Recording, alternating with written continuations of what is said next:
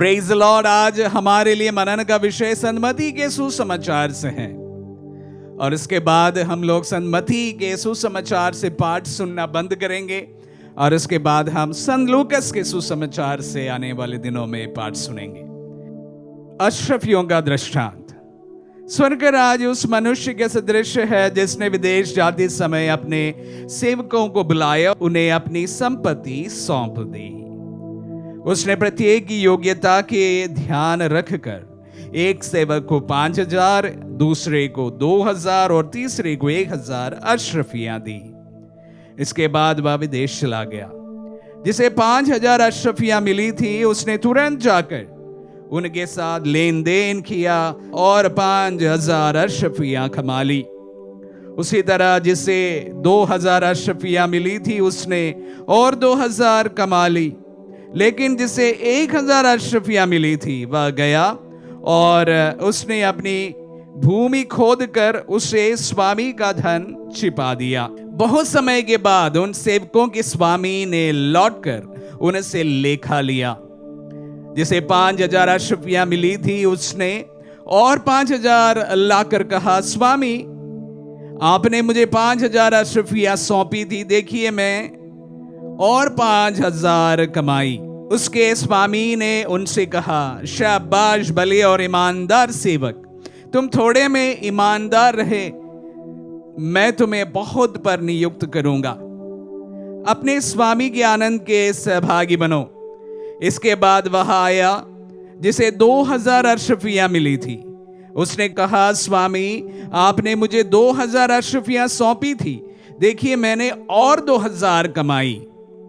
उसके स्वामी ने उससे कहा, शाबाश भले और ईमानदार सेवक, तुम थोड़े में ईमानदार रहे, मैं तुम्हें बहुत पर नियुक्त करूंगा। अपने स्वामी के आनंद के सहभागी बनो। अंत में वह आया जिसे 1,000 अशरफियां मिली थी।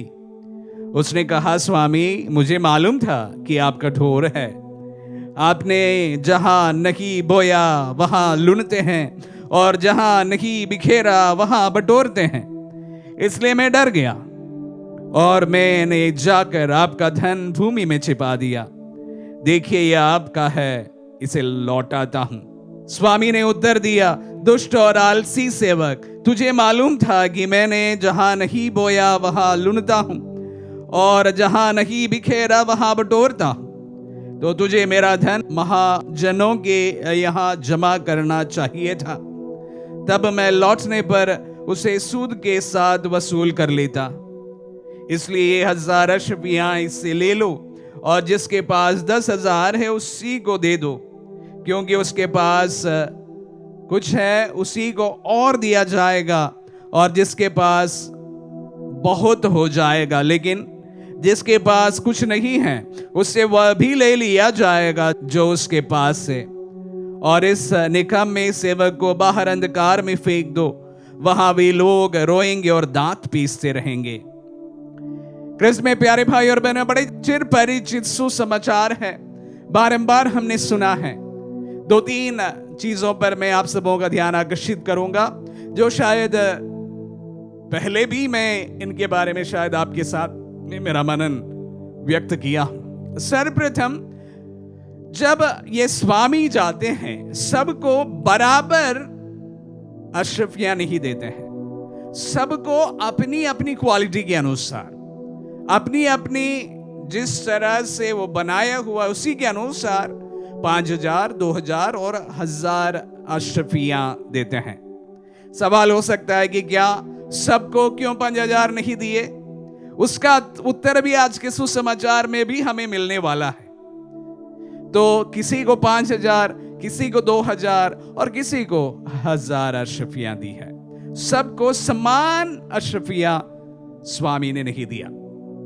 और दूसरी बात हम देखते हैं कि जब स्वामी वापस लौटते हैं, जिन पर 5,000 अशरफियां उन्होंने दे दिया था वो 5,000 और कमाते हैं, और जिन्होंने 2,000 अशरफियां प्राप्त की थी वो 2,000 और अशरफियां लाकर स्वामी के पास रख देते हैं। और जिनके पास सिर्फ 1,000 अशरफियां थी वो 1,000 अशरफियों को कुछ नहीं करते हैं। और वही 1000 अशरफियां आकर स्वामी के पास जमा करते हैं। तो पहले मैंने सवाल किया था कि क्या सबको 5-5 हजार अशरफियां नहीं देना था? शायद नहीं देना था, क्योंकि जो 1000 जिनको प्राप्त हुआ उन्होंने एक भी उस पर इजाफा नहीं किया। अगर उनको भी 5000 दिए होते तो स्वामी और घाटे में चले जाते।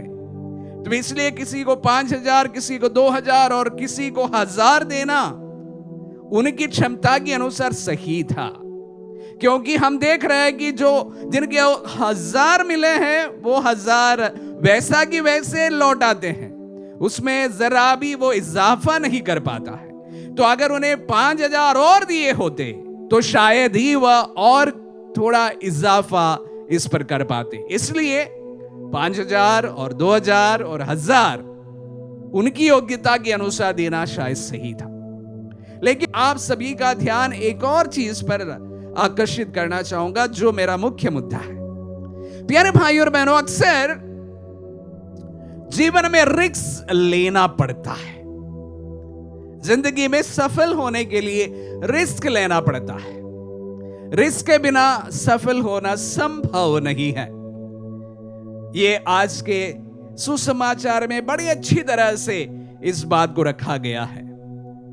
1000 जिन्हें अशरफियां प्राप्त हुई थी वो 1000 वैसे की वैसे रखा, जरा भी जोखिम नहीं उठाना चाहता था, तो उसमें कोई इजाफा नहीं होता है। जो 5000 जिन पर सौंपी गई थी वो बड़ा रिस्क लेता है और इसलिए उन्हें बड़ी कमाई होती है। ना सिर्फ 5000 और कमाते हैं, और जिनके पास में 1000 अशरफियां थी वो भी उन्हें प्राप्त होता है। इसलिए जो कोई व्यक्ति अपने जीवन में ज्यादा जोखिम उठाते हैं, मेहनत करते हैं लगन के साथ, वो सफल होता है। जो 2000 अशरफियां जिनको प्राप्त हुई थी वो भी जोखिम उठाता है, लेकिन उसका जोखिम छोटा है, तो इसलिए वो 2000 ही प्राप्त कर सकते हैं।